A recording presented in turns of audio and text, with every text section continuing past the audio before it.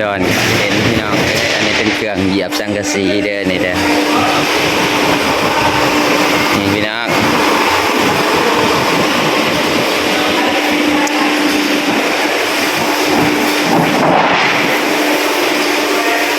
ลงหลายพวดหรอสิแลนเป็นล่องนะ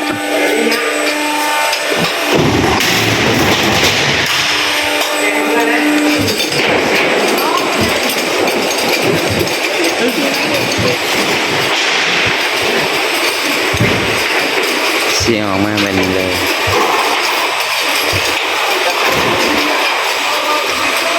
สวัสดีพี่น้อ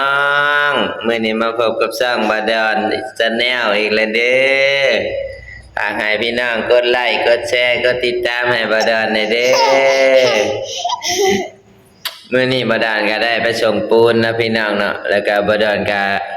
เห็นอันนั้นเนาะพี่น้องเพิ่นเฮ็ดสังกะสีเนาะบาดอนก็บ่เคยเห็นจักเทื่อเนาะบาดอนก็ได้ไปนั่งเบิ่งเนาะ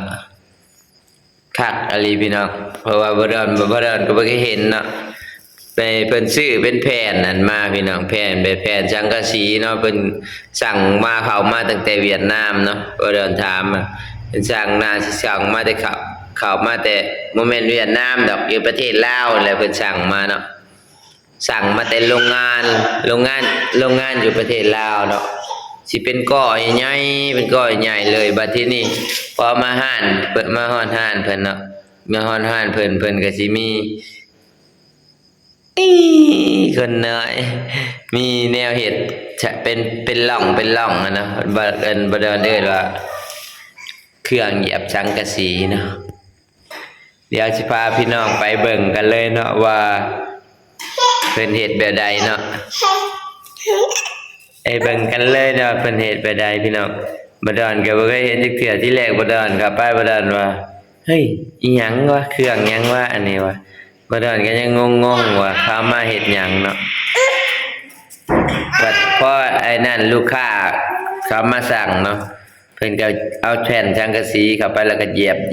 เนาะมันก็เป็นร่องไปเรื่อยๆพี่น้อง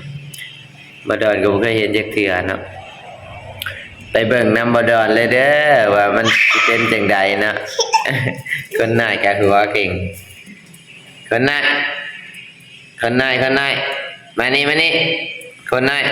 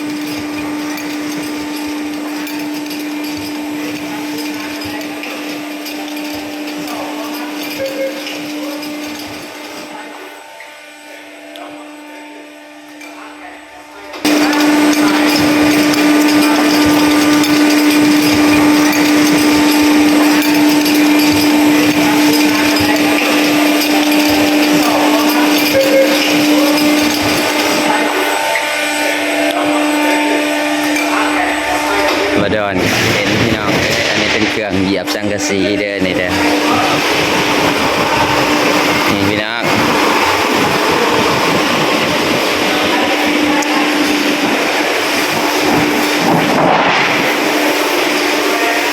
ลงหลายพวดหรอ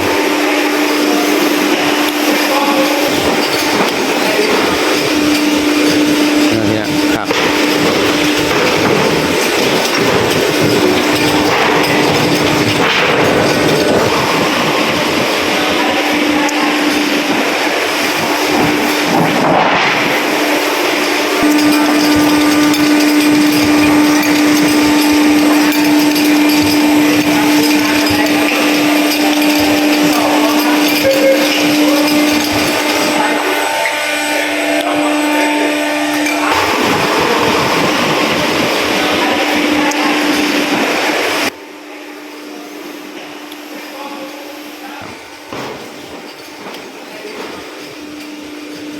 เนี่ยครับ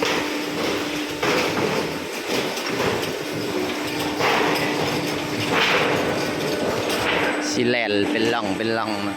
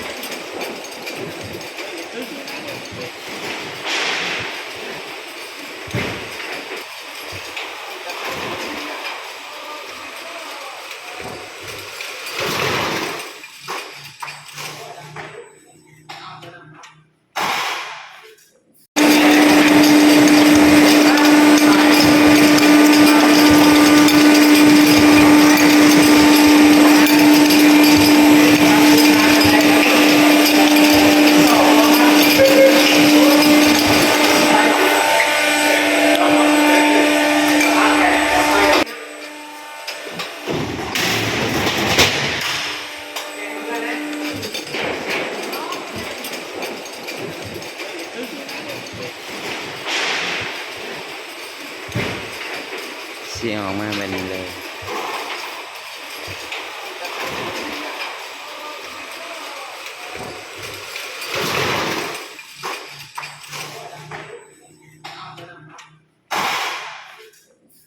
เดี๋ยวจะแฟนเกาะหนึ่งเกาะหนึ่งบ่ตัวที่เหยียบมันจามพาตัดพยาจะแคนเตอ๋อเขาก้อนนึงโอ้ยพอเคยไปหลังบ่แล้วแต่เขาสั่งบ่หรือว่าเขาตัดไว้สั่งก้อนนึงมันหาตนอะไรเตอ๋อแต่สักสีหาตนจะคิดเดียวเจอมึงบางเนาะดิสบายเนาะมีหม่องเบิดก้อนนึงบ่มีหม่องเหยียบอย่างเด็กอันนั้นเนาะเดือนปลายเบิดอันนี้คือเอามาตะเบียนเลยบ่นี่ก็งานสิ่งอยู่หนองบัวทองไงนะอ๋องานในบ้านเฮานี่ทางเห็นแหละกะสายทิพย์งานทางเฮนเซโนนี่แต่ว่าเครื่องคือสิมาตะเบียนแล้วเนาะเบียดมันหมุนกันมานะเบียดนั้นลงตัวนี้เบียดตัวนี้ลงตัวนี้เขาย้อนกับไล่ให้กันแบบนี่เขาเบียดมาชมแต่ว่าเขาในที่เกิดงานนั้นแต่ว่าเบียดมาชมเอามาไล่เฉยๆตัวล่าเบียดกันมาชมแต่ว่ามันคือคอยไปลงเจ้าไปลงคอยเลย